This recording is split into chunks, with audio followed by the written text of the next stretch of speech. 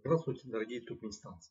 Ко мне поступает очень много вопросов, связанных с предстоящими президентскими выборами, которые будут проходить 2 апреля. Давайте я постараюсь ответить на эти все вопросы. Вы наверняка получили вот такое сообщение, где указана вся информация относительно выборов. Вот обратите внимание, в верхней части этого текста это написано по-туркменски, а нижняя часть этого текста написана по-русски. Я зачитаю текст. Уважаемые туркменистанцы, для участия в онлайн голосовании 2 тура на президентских выборах в Туркменистане можете голосовать на следующих интернет-площадках. Можно в Телеграме, можно на интернет-сайте. Вот вернемся к интернет-сайту. Мы нажимаем на интернет-сайт. У нас открывается интернет-сайт. Обратите внимание, если вы зашли на этот интернет-сайт, можете прочитать о условиях проведения 2 тура выборов президента Туркменистана. И также на туркменском языке дано объяснение. Поднимаемся выше и нажимаем на ссылку «Голосовать». После этого открывается специальный сайт, где мы можем произвести голосование. То есть здесь открывается ваш кабинет, где вы можете спокойно внести все ваши данные для голосования.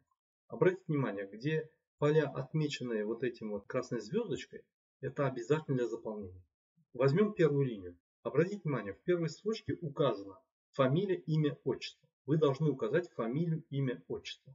Во второй строчке указана дата рождения. То есть в первой графе вы пишете свою дату рождения, во второй графе месяц рождения и в третьей графе вы пишете год рождения.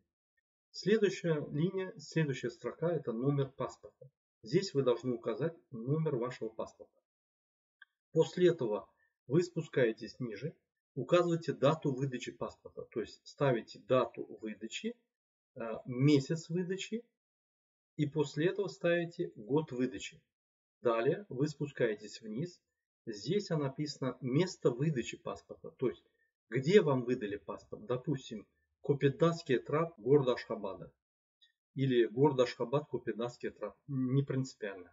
Или же Марыский вилаят, допустим, Булгарский трап. То есть вы укажете город и укажете, в каком этапе выдали. Далее вы должны нажать на эту ссылочку, вот здесь вот специально, и после этого вы должны загрузить ваш паспорт, то есть копию вашего паспорта. Далее вы спускаетесь ниже и нажимая на эту ссылочку, вы загружаете ваше селфи. Вот здесь дан специальный пример, обратите внимание, вы нажмите на него. И здесь показано, как надо сделать селфи. То есть ваше лицо, идентификация и ваш идентификационный документ. Паспорт обязательно с фотографией и вашими данными. Если ваш паспорт находится на оформлении в посольстве или еще где-то, вы можете показать копию паспорта, но должно быть обязательно выделена ваша фотография и ваши данные. Год рождения, фамилия, имя, отчество. И обязательно ваша фотография. Далее.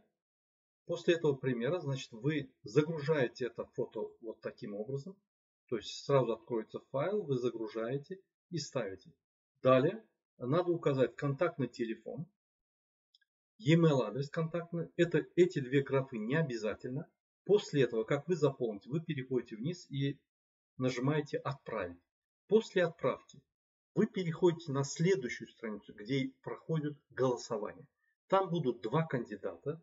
Один из них Курбанов Мурат, а другой Сердар Бердымухамедов.